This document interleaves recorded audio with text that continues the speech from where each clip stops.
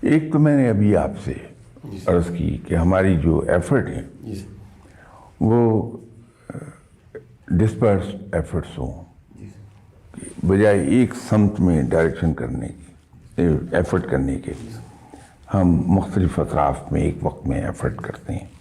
کہ ایک sales man ہے، اس نے اپنے پروڈکٹ سیل کرنے کے لیے 10 دروازوں کو ناک کیا. تو 3 میں کچھ انکریجنگ جواب آئے. وہ باقی 7 کو ایک طرف چھوڑ کے ان 3 پر کانسنٹریٹ کرے گا.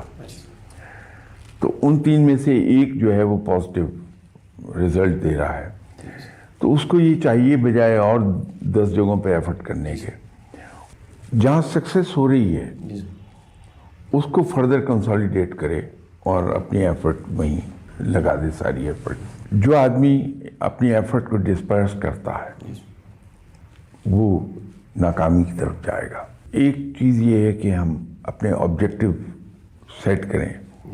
جو آدمی زندگی کے آبجیکٹو سیٹ نہیں کرتا وہ کہیں نہیں پہنچ پاتا.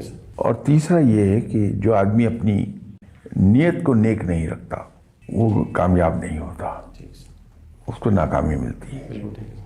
تو آپ زوال کے اسے ریزنز لے لیں یا کامیابی کے ریزنز میں لے لیں، تو ایک طرف آپ کو نہ لگانی پڑ جائے گی، دوسری طرف یہ ہے کہ جس آدمی نے اپنی نیت نیک رکھی، زندگی کے آبجیکٹو سیٹ کیے اور اپنی ایفرٹ کو کنسنٹریٹ رکھا، وہ کامیاب ہو جاتا ہے. اس لیے کہ اللہ کی رحمت اور اس کی مدد اس آدمی کی شامل حال رہتی ہے جو نیک نیت ہے، جو سب کا بھلا چاہتا ہے، اور جس کے دل میں یہ ہے کہ رب تعالیٰ مجھے کامیاب کرے تو میں اپنی اس کامیابی میں دوسروں کو حصہ دار بناؤں گا. تو آپ اس کی دوسری سائڈ لے لیجئے کہ نیت صاف نہیں رکھی، پہلے دن ہی دوسرے کو دھوکے دینے کی نیت ہے، یا کسی کے کندھے پہ پاؤں رکھ کے اوپر چڑھنے کی نیت ہے، آگے بڑھنے کے لیے ایلبو کا استعمال کرنے کی نیت ہے، کبھی کامیاب نہیں ہوتا.